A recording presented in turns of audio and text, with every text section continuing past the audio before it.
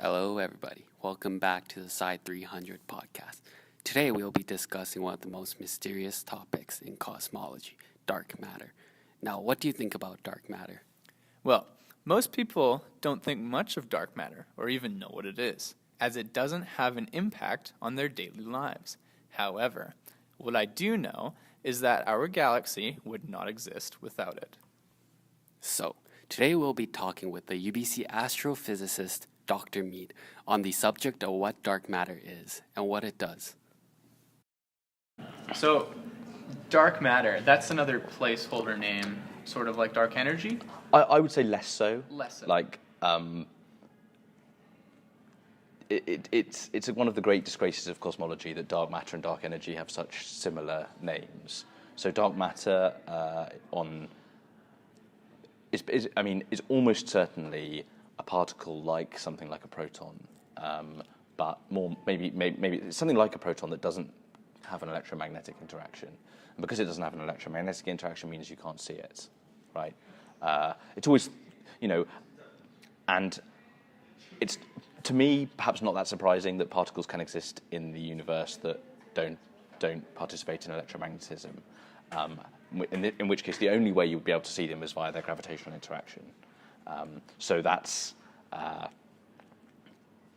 and there are a whole slew. I mean, I could go through this in great detail, but it'd be quite boring. But basically, dark matter does exist. Mm-hmm. There's like no way you can get around it. People have wasted their entire careers trying to generate models, trying to generate ways of avoiding having dark matter in the universe, and it's almost impossible to do so.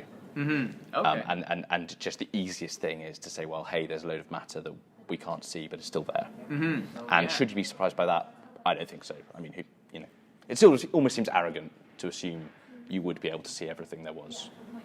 Yeah, no kidding. I can understand.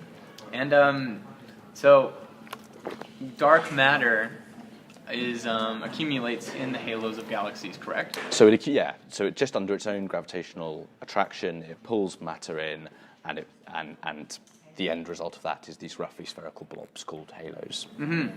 And I've seen on the internet and read in articles and stuff that our galaxies fall apart if you do not have dark matter incorporated in them. So yeah. That's also true. I mean, that's one of a number of the very good reasons why dark matter should exist. I mean, there are that I would say is one of the less good reasons. But certainly, it turns out if you make a galaxy and you spin it up to the rate that we see galaxies spinning in the real universe, if there's no dark matter also there, then that galaxy will rip apart. So the dark matter in some way acts as a stabilizing influence. What it actually does is increases the gravitational strength so that the centrifugal force isn't as strong as it would be compared to the gravitational force. So, Wow.